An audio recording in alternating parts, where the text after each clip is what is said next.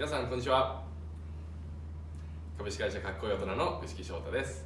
今日はですね、この MCP のフォローアップ動画ということで、活用法だったりとか内容のコツを、皆さんにお届けしたいと思います。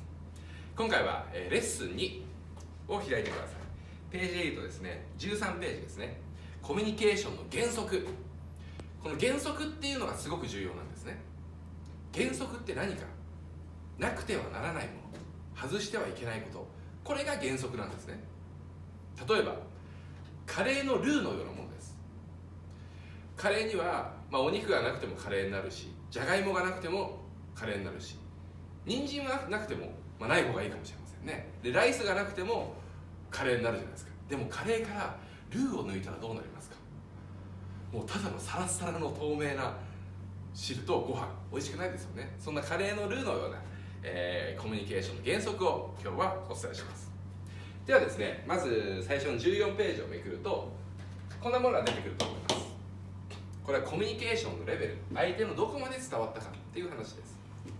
一番低い段階は聞こえない、耳にまでも届いていないっていう段階ですね。で2番目、これ多いんじゃないですか。聞きたくない、お父さんの話聞きたくない、お母さんの話聞きたくないとか、いや社長の話も聞きたくないんだよなとかってありません？これは耳には届いてるんですよ。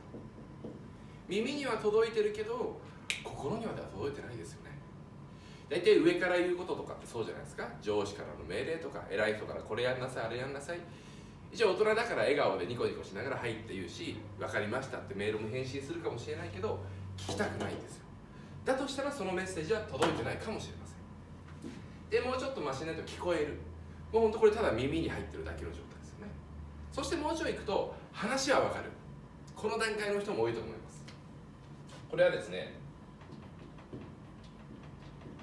頭には届いてるんですよ。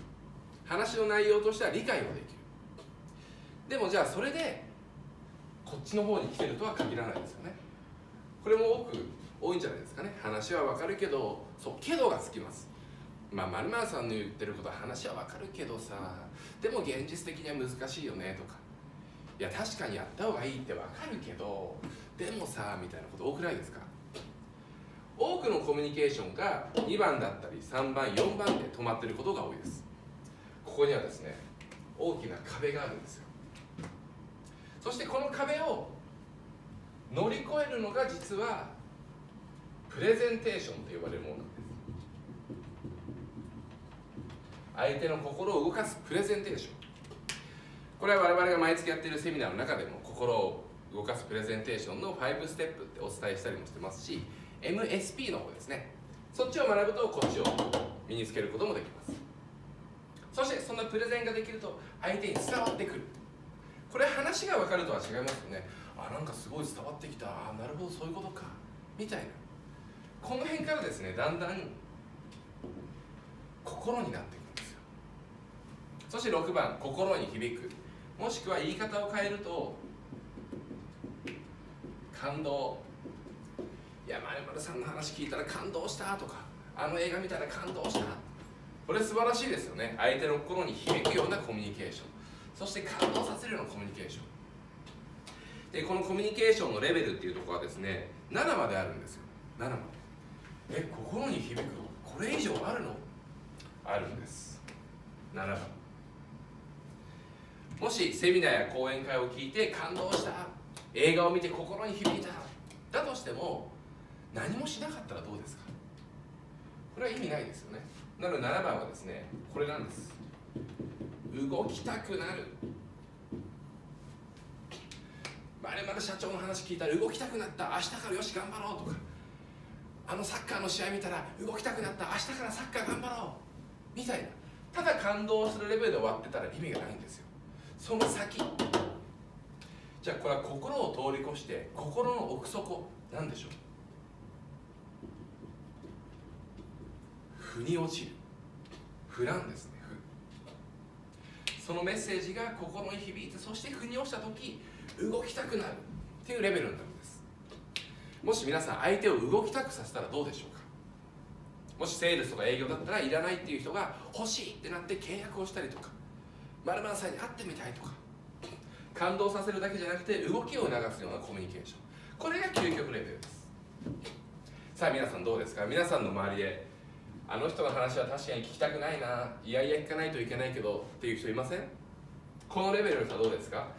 あの人言ってる話は分かるけど確かにでも感動まではいかないなとか、であいつの言ったことは伝わってくるな、あ、つまりあの人の話っていつも感動するな、いやあの人と話すといつも感動動画が明日から動きが変わってくるんだよね、すぐなんかやりたくなっちゃう、こんなレベルの人いません？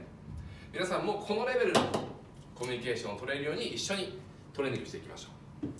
そしてもう一つ、ページで言うとですね、19ページを開いてください。これもめちゃくちゃ重要でですね、受け取る、こちらが受け取るレベル、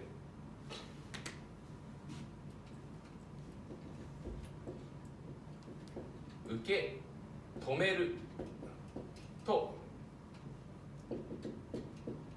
受け入れるっていうのがあります。